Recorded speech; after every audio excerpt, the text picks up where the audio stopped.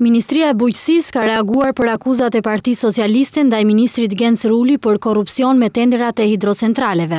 Në një konferencë për shtyp, zëdhënësja e ministrisë Iva Tiço i cilsoi akuzat si absurde dhe theksoi se kjo është një strategji e kryetarit të PS-së Edi Rama për fushatë zgjedhore. Thirrje Edi Ramës dhe megafonëve të tij të mirë, që po përdor ditë pas dite, që nëse është vënë në kërkim të së vërtetës, atëherë kuvendin aty e ka.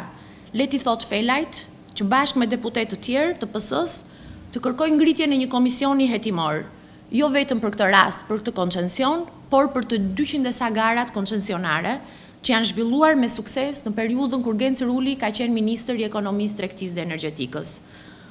Ose ka dhe një tjetër alternativ. Le të shkojë në prokurori e të dorëzoj këto gjoja dosje korrupsioni, siç ka bërë me dosjet e tjera, të cilat institucioni i prokurorisë, pasi ka shqyrtuar me objektivitet, është duke i mbyllur njëra pas tjetrës.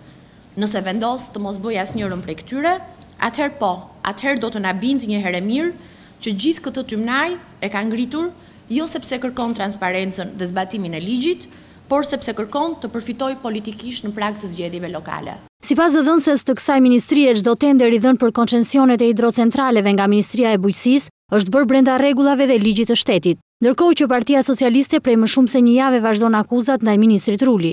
Vetëm një ditë më parë, Selia Roz publikoi dokumenta që sipas tyre përfshinin ministrin e Bujqësisë Ruli në një skandal të ri për koncesionin mbi lumin Bënç.